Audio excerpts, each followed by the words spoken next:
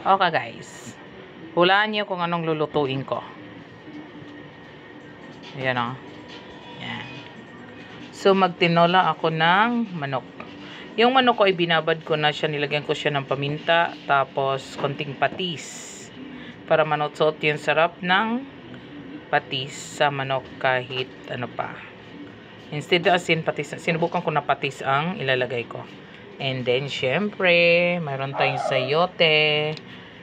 Instead na papaya, kasi ayaw nila ng papaya. So, hindi makompleto ang tinulang manok kapag walang dahon ng sili. So, ang kagamitin mo lang na pampasarap at pampabango ay sibuyas at saka luya.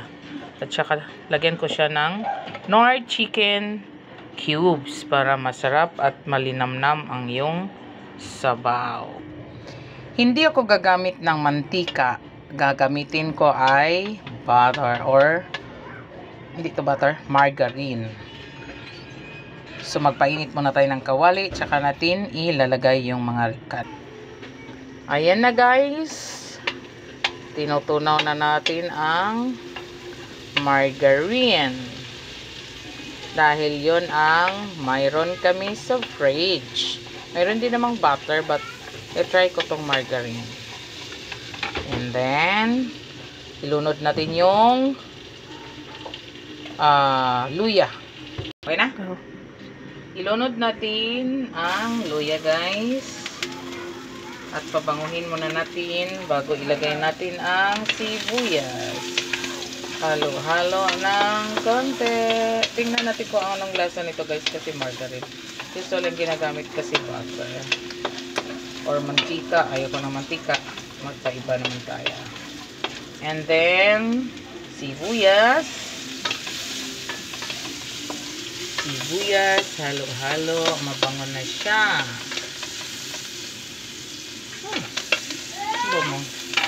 And then, ang manok.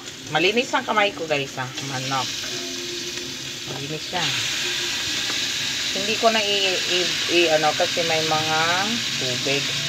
Gusto ko bago ko siya lagyan ng sabaw, yung manuyo muna yung manok para manonood yung amoy ng mga likado at manonood yung lasa ng margarine. Ayan na. So, hindi ko na sinali.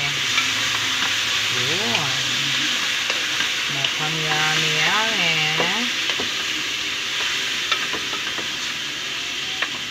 Uy! Lumagkit. Halo-halo lang guys. At magtutubig na to later. Kapag nagtutubig na siya later, ayan, walang muna siya. Para huwag mo muna siyang sabawan. Hayaan mo yung margarine na manunuot sa manok. Baliktad-baliktad rin mga lang siya para mag-brown-brown.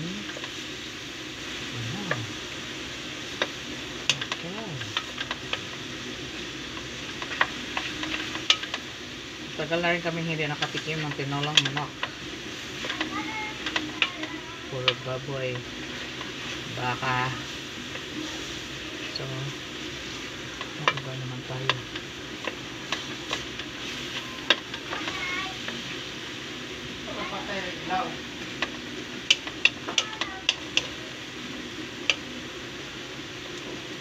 Okay. Ayan guys, nang maano na yung mawala na yung ano sabaw, yung tubig-tubig nung pag ano ko ng chicken, nilagay ko muna yung sayote para magisa siya sa katas nitong manok. Pagkatapos, nilagyan ko na siya ng tubig. Ayan na siya guys. Pagkatapos, nilagay ko yung Knorr cubes. Okay. Malambot na ang sayote, kaya ilagay natin yung last. Dahon ng sili. Ayan na siya guys. At sabay papatayin natin. Bitsinan muna natin ng konti. And patayin. Thank you for watching, guys. Please follow, share, and react. Bye!